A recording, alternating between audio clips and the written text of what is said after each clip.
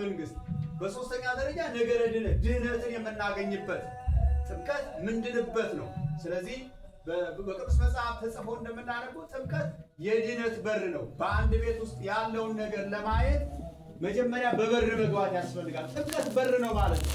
የሌሎቹን ምስጢራት ለመካፈል መጀመሪያ በጥምቀት በኩል ነው። ከተጠመቀ በኋላ ሜሮን ይቀባል። ከተጠመቀ በኋላ ስጋው ደግሞ ይቀበላል። ከዛ በኋላ ነው ወደ እግዚአብሔር መንግስት። እንግዲህ አንድ ሰው ምን ማለት ነው? በቀላል አማርኛ ስናገር ለምሳሌ ከሀገራችን ከኢትዮጵያ ወደዚህ ሀገር ለመምጣት ግዴታ ወደዚህ ሀገር ለመግባት ምን ያስፈልጋል?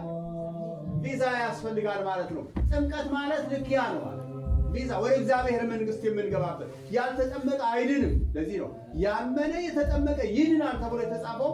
ከዚህ የተነሳ ነው ጌታ ያስተማረው ትምህርት። ስለዚህ ለመዳን ጥምቀት ወሳኝነት አለው ማለት ነው። አንድ ሰው ካልተጠመቀ ድህነትን አያገኝም። ስለዚህ ኦርቶዶክሳዊ ተዋሕዶ ቤተክርስቲያን ሕፃናትን በ40 እና በ80 ቀን ታጠምቃለች ልጅነትን። ይህንን በኦሪቱ ተጽፎ እንደምናነበው ልጅነትን ለማግኘት ነው። አዳም የ30 ዓመት ጎልማሳ ሆኖ ተፈጥሮ በ40 ቀኑ ወደ ገነት ስለገባ ወንድ ልጅ በ40 ቀኑ ይጠመቃል። ሔዋን ደግሞ የ15 ዓመት ኮረዳ ሆና ተፈጥራ በ80 ቀኗ ወደ ገነት ስለገባች ሴት ልጅ ኦርቶዶክስ ተዋሕዶ ቤተክርስቲያን በ80 ቀን ታጠምቃለች ማለት ነው። ልጅነትን ትሰጣለች። እንግዲህ ጥምቀት እድሜ ገደብ የለውም። አንድ ሰው ካመነ መጽሐፍ ያመነ የተጠመቀ ይድናል ብሎ የተናገረው አሁን ለምሳሌ ለሚያውቅ ለተረዳ ሰው መጀመሪያ እምነት ይቀድማል ማለት ነው። ካመነ በኋላ ነው የሚጠመቀው። ለሕፃናት ግን እንደተወለዱ ምክንያቱም በቅዱስ መጽሐፍ ተጽፎ እንደምናነበው ቅዱስ ጳውሎስም የእስጢፋኖስን ቤተሰብ ሲያጠምቅ፣ የልድያን ቤተሰብ ሲያጠምቅ፣ ቅዱሳን አባቶቻችን ሐዋርያት ቤተሰብን ጠቅላላ ሕፃናትን ወደ እኔ ይመጡ ዘንድ አትከልክሏቸው ብሎ ጌታ ስለተናገረ፣ ስለዚህ በ40 እና በ80 ቀን ሕፃናት ይጠመቃሉ ማለት ነው። እንግዲህ ሲጠመቁ ስርዓት አለው። ምስጢር የሚያሰኘው ይሄ ነው።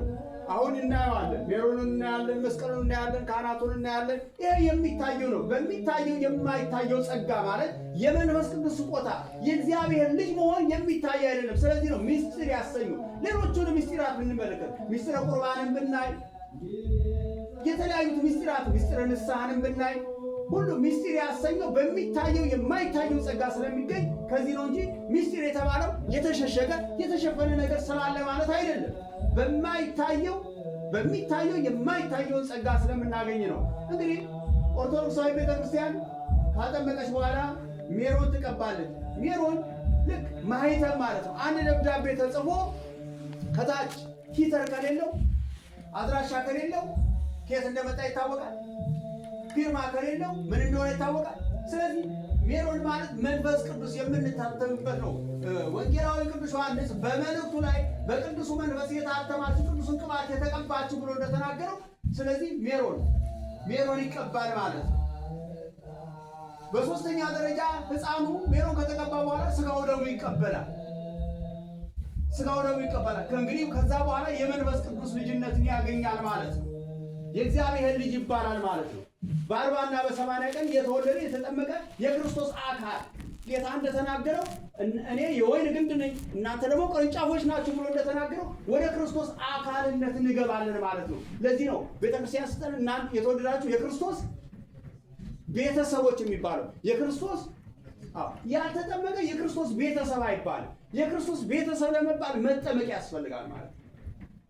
ስለዚህ ዛሬ እንግዲህ አውቀን ጠንቅቀን እንዲሁ ዝም ብሎ ብቻ አምጥቶ ክርስትና ማስነሳት ሳይሆን ማወቅ ያስፈልጋል። ወላጆችም ጥምቀት ምንድን ነው ብለው ተረድተን አውቀን ገብቶን ልንፈጽመው ይገባል። አምላካችን እግዚአብሔር ስለ ሁሉም ነገር ስሙ የተመሰገነ ይሁን። አሁን ወደ ስርዓቱ